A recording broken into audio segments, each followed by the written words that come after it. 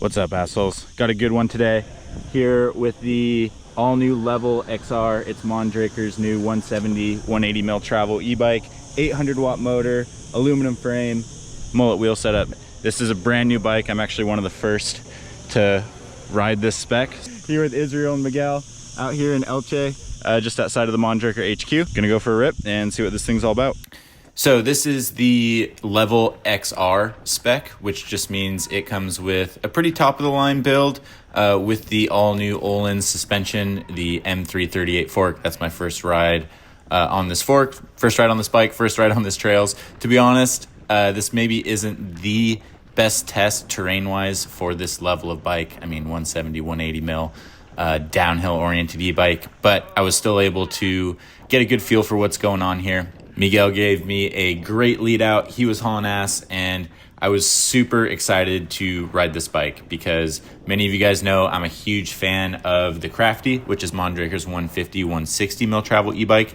And this is pretty much a longer travel version updated to the same suspension and frame layout. Crafty is quite a capable bike. They really wanted to make the Level like very, very descending focused, more so than the Crafty. And they obviously did this by throwing more suspension at it, 170, 180 mil, going to a mullet wheel setup, and also adjusting the geometry.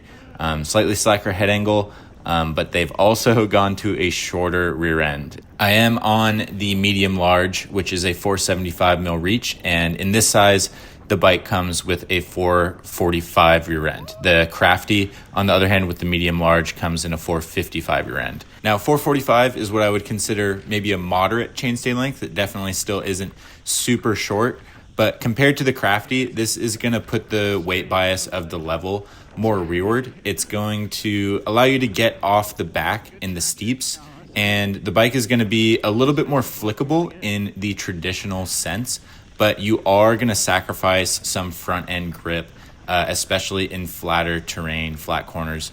A lot of the stuff that was on this ride, especially with this low traction dirt. So I had to be a little bit more conscious about my front end grip situation, especially on these trails. But in the steeps, I could see it complementing this bike quite well because it is a heavier platform. It does have more travel. It's definitely a little bit heavier and more sluggish than the Crafty. So as long as you have some support in the berms and you're riding the terrain this bike is intended for, that is going to liven up the bike and make it easier to maneuver and maybe bring a little bit more responsiveness into the platform from a geometry perspective. And fit-wise, being 6'1", the medium large felt a tad bit small.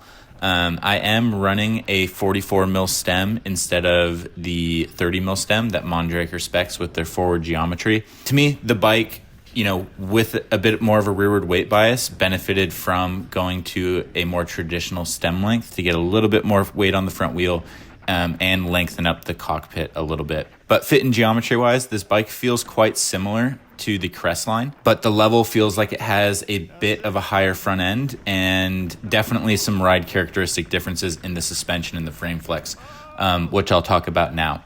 The suspension feels incredibly composed and quite neutral. Along with the Öhlins shock, Öhlins always kind of feels quite supportive and composed as opposed to like plush and fluttery. And that's definitely true on this bike, but I think it's also a reflection of the latest Zero suspension platform, which I've been a huge fan of, and it holds true in this Level platform as well.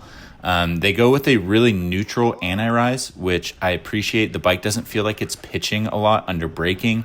It's not overly plush, but the suspension has great feel without being harsh. They've made the bike progressive enough to run a coil shock and have enough support at the end stroke, but not so much so that it is eating up the beginning part of the travel and creating harshness deeper in the stroke. I'd say that's like the biggest difference between feel from the Crestline and this bike. The Crestline has a higher starting leverage ratio and more progression, which makes the beginning part of the travel super fluttery, but sometimes it can lack support and get kind of bottled up deeper in the travel. This bike doesn't feel as active, but feels more composed, and like the suspension has a bit more feel in mid-stroke support, and maybe not as harsh of a ramp deeper in the travel. It didn't feel like it had any weird ride characteristics. It was just quite predictable, neutral, leaning towards being very composed. I don't feel like I came close to pushing its limits on the trails I had here, and I think it can really handle a high threshold of riding. And to touch on the fork briefly too, I've ridden a lot of Öhlins over the years, and this is the M3. I think this update is a welcome change. They did some improvements to the friction and sealing surfaces, so the fork does feel a little bit more plush, but most importantly, they changed the high-speed compression tune.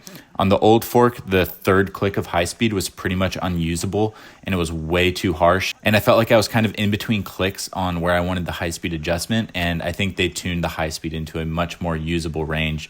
So I think, Öhlins has always been super supportive and composed, but on this fork, they retain that while bringing some more comfort and usability into the fork when you're not just like all out smashing on the gnarliest trails. So the XR build, I think, is pretty sick, and the Öhlins and the suspension design on the level really complement each other. And then frame flex wise, I would also say it's quite neutral, maybe with a slight lean towards compliance. The Crestline, I'm going to keep comparing to the Crestline because I think these bikes feel very similar categories with very similar specs. And the Crestline feels more flexy, but it also does this load unload thing, which I think has something to do with the carbon layup. This bike has an aluminum rear end, and I feel like it's compliant, but it's a little bit more predictable in the way it flexes. It doesn't build up energy and release as dramatically, and I feel like the frame flex feels a bit more consistent and predictable. And I think this is something Mondraker excels at. It's something they test specifically for with different rear end stiffnesses, and I think that just brings a level of predictability and ride quality into the bike that I appreciate. Overall, really stoked on the package. I would say it's definitely descending focused. If your trails aren't hella gnarly and really aggressive, the Crafty is going to be, I think, a better choice for most trail riding.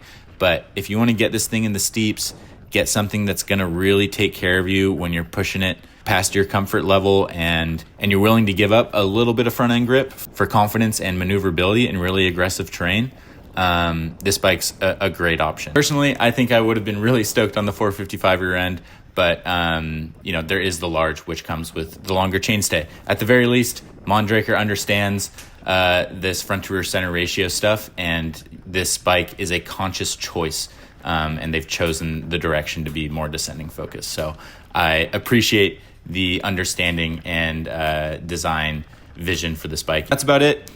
Really strong platform and another great option in the crop of long travel e-bikes.